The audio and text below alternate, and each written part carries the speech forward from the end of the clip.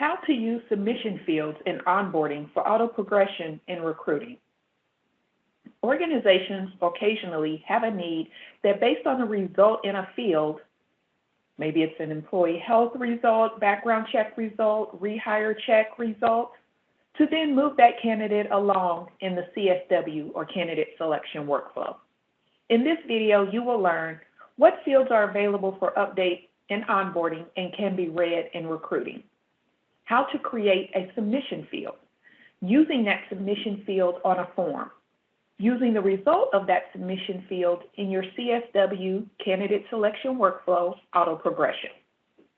So first, what we're going to do is talk about what fields are available in both onboarding and recruiting that can be updated in onboarding but read in recruiting.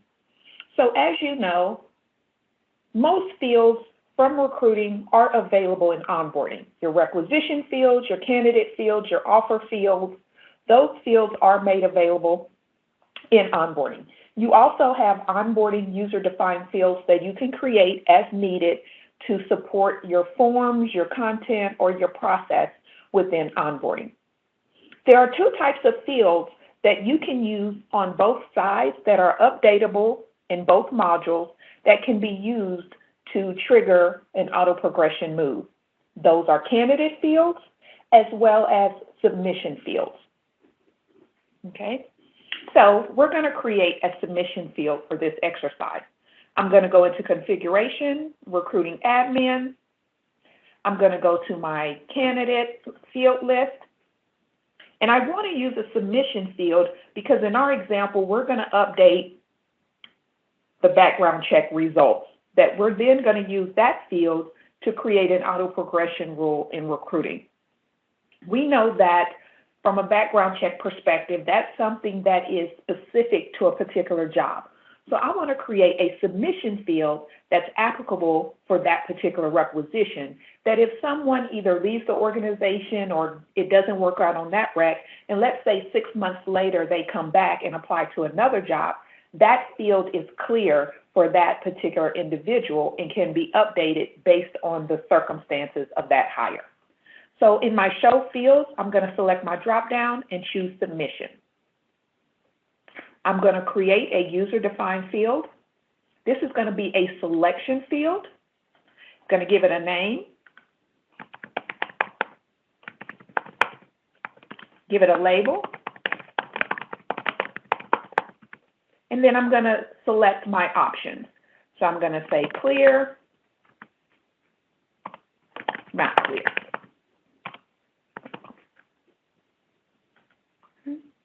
I'm going to add these selections to my active elements. I want this to be a drop-down single answer field. And because I have multiple languages activated, I'm going to go update the values for those multiple languages.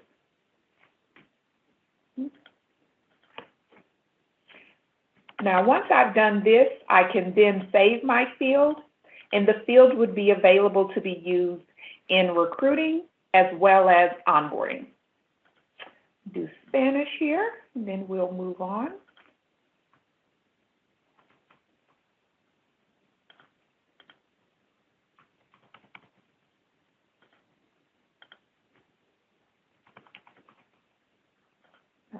So now that I've updated all of my fields, I can now select them.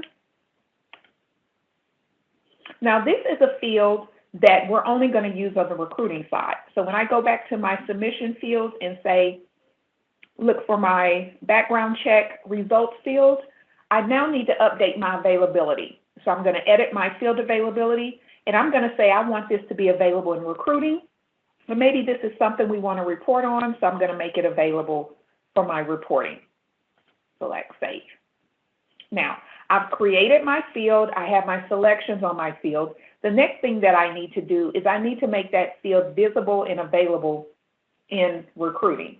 Now, you might not always want to make the field seen in recruiting. You can still use it for auto progression, but if you want that field to be seen so that if a recruiter or someone who has access looks at that candidate file, if you want them to be able to see the results of that field, you would then, under File Configuration, access the user-defined candidate form where you want that field to display and add that field to that candidate form. Okay? So I would just look for my candidate personal information. So I'm going to this form.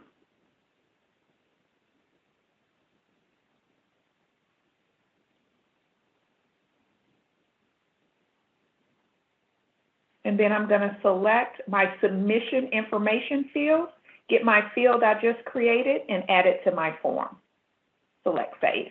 So now when someone looks at the candidate file and that field has been updated, they'll be able to see what the results of that field is.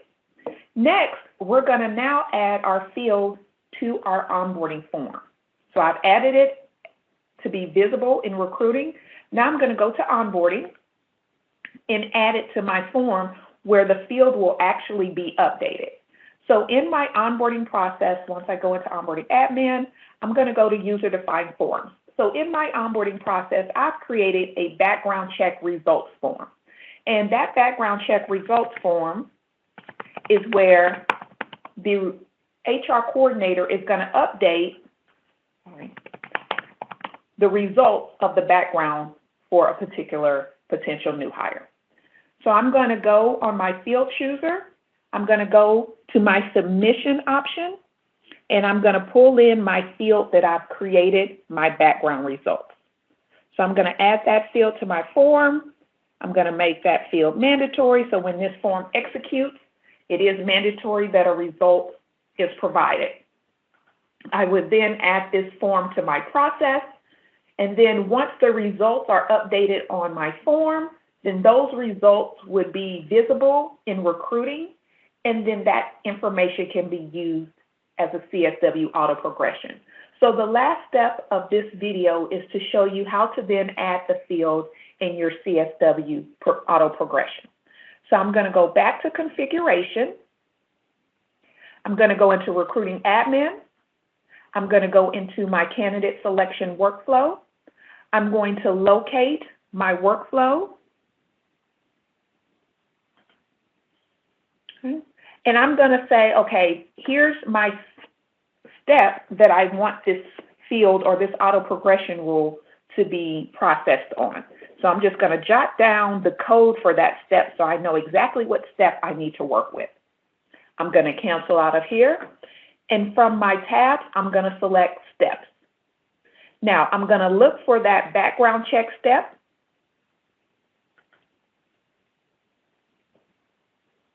Here is my background check step. And then I want to say, okay, once that field has been updated, I want to auto progress them into this background completed. So I'm going to click on this status within my step. I'm going to scroll down. Here where it says automatic progression of application, I'm going to check this box so I can activate that I do have a rule I want to apply here. I'm going to create a condition, and I'm going to say background check is not null. Okay? Then we're going to say we want to look at a job-specific submission. We want to look for a user-defined field. We have a submission information field. And here is my background check results field that I just created. And for my operator, I'm going to say is equal to search, which is going to open up my values. So I'm going to say clear, meaning it's equal to clear. Okay. Then I'm going to create another condition, is not null, not cleared. Same thing, it's going to be a job-specific submission, a user-defined field, a submission information field. My background check results is equal to, and this time I'm going to select my not cleared option.